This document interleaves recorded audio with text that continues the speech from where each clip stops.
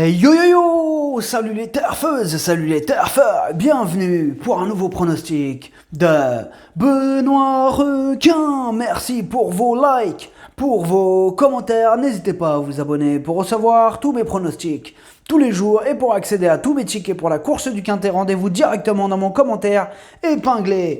Ok, place au pronostic du Quintet du mardi 28 décembre, direction Paris-Vincennes pour le prix de Cran. 3 attelés, 2700 mètres, 16 partants, réunion 1, course 1, indice de confiance, 2 sur 5. Et ce Quintet est plutôt ouvert. Petit retour sur le Quintet du lundi 27 décembre. Dans mon pronostic, je vous ai donné le tiercé en 4 chevaux, ça fait plaisir. Je vous ai aussi donné le quartet en 6 chevaux et ça aussi, ça fait plaisir. Pour les VIP, ce lundi, on a un ticket tiercé dans tous les ordres qui est passé, qui a fait 761 €. On a un ticket multi en 4 qui est passé, qui fait 535 €. Et on a aussi un autre ticket tiercé des ordres à 68 € qui est passé. Ça fait plaisir. Alors exceptionnellement les amis, ce pronostic est légèrement raccourci pour les mêmes raisons que je vous avais dit la dernière fois. Alors c'est parti les amis, on commence le pronostic et on commence avec le numéro 1, Fakir de Mahé. Et on écoute son entraîneur Mathieu Mottier. Fakir de Mahé est arrivé il y a peu à la maison. À l'entraînement, il se comporte bien, il est en condition physique. Cette course va me permettre de le juger plus précisément. Il va être à son affaire sur les 2700 mètres.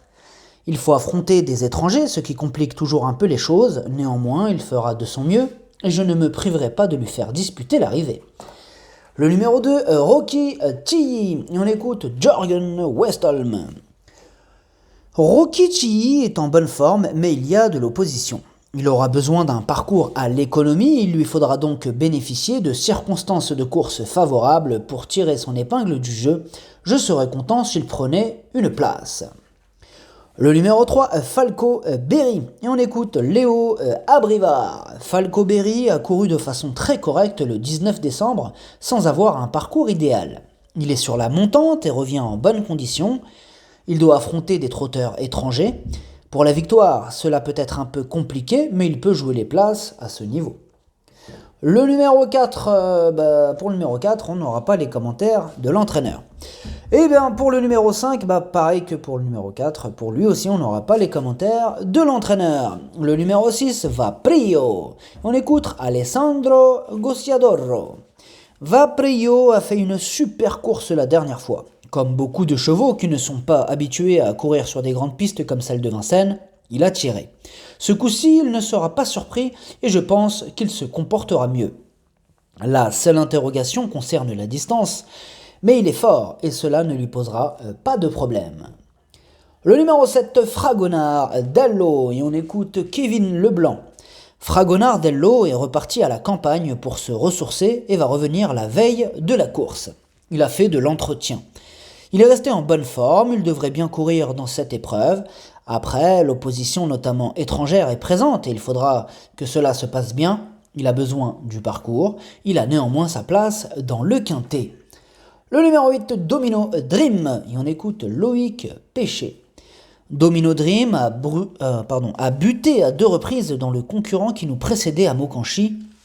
Depuis, à l'entraînement, il est en pleine forme et prêt à faire de son mieux. Je le plaque des antérieurs à nouveau et le défaire des postérieurs. Je le préserve. Avec un déroulement limpide, il doit pleinement se racheter et jouer un rôle très utile. Le numéro 9, Staro Italy. On écoute Jean-Philippe Darondel. Staro Italy est resté dans la même forme. Comme il faut subir la course, cela sera une question de parcours. Il va évoluer sur une distance à sa convenance. Si cela se passe bien, il va normalement être dans le coup. Le numéro 10, Cromi. On écoute Antonio Rigo. Cromi va avoir 10 ans sous peu, mais il est toujours aussi vaillant et montre beaucoup d'envie et de vie à l'entraînement. Il a connu une fêlure dans un pied qu'il a fallu soigner en 2 fois. Ses 2 récentes sorties sur des parcours de vitesse sont bonnes. Il est encore capable de se mettre en évidence au cours des prochains mois. Comme Zelov, il peut prendre un chèque. Le numéro 11, Eagle Mélois. Et on écoute Pierre Belloche. Eagle Mélois s'est montré performant en dernier lieu, tout en n'ayant pas eu le meilleur des parcours en rendant 25 mètres. Il a toutefois montré sa forme pour finir. Ici, il y a quelques 6 ans aux dents longues, mais je compte sur lui pour une bonne performance. Il ne lui est pas interdit d'aller devant. Le numéro 12, Yannick Henry. On écoute Dream. Pardon. Le numéro 12, Dream. Ouais, c'est le contraire. Donc, mais non, le numéro 12, en fait, j'ai même pas le. Mais on n'a pas les commentaires de l'entraîneur. Eh oui. Donc, on passe directement au numéro 13. Le numéro 13. Et là, on écoute Yannick Henry. Dream a besoin de rythme pour pleinement s'exprimer. Dernièrement, il aurait été aussi bien à prolonger son effort et aller de l'avant, mais ce n'étaient pas les ordres que j'avais donnés à son partenaire. Pour les toutes premières places avec les étrangers et les jeunes, cela semble compliqué, mais il peut accrocher une petite place. Courir rapproché va lui faire du bien. Le numéro 14, Hiding, référence, et on écoute Jean-Michel Bazir. Hiding référence a parfaitement encaissé ses efforts victorieux en début de mois. Il retrouve un parcours de tenue qui lui convient tout aussi bien. C'est un élément intéressant qui est capable de confirmer ses bonnes dispositions. Il est dans sa catégorie et prêt à continuer sur sa lancée. Le numéro 15, Festif Charmant. On écoute Thierry Raffegeau. Festif Charmant n'était pas encore au top pour son retour à Vincennes. Il n'a pas démérité dès lors, je le trouve nettement mieux au travail depuis. J'ai visé cet engagement au plafond des gains. Certes, il faut se frotter aux étrangers, mais il est à même de fournir sa meilleure valeur. Il lui faut une course à l'économie et avoir la bonne course. Il sera mieux sur 2700 mètres que 2850 mètres. Le numéro 16, Holy Water. On écoute Thomas Malmqvist. Holy Water n'a pas couru depuis un petit moment, mais... il n'a pas couru depuis un petit moment, mais a tout le temps travaillé. Il semble bien à l'exercice, mais la grande piste de Vincennes n'est pas l'idéal pour lui. Donc, s'il terminait dans les 5 premiers, je serais très satisfait. Le pronostic, ça donne 5, 14, 6, 7, 3, 4, 12. Mon 8e numéro, c'est le 11. Mon cheval de complément, c'est le 16. Si jamais un autre nom partenaire, ça peut arriver.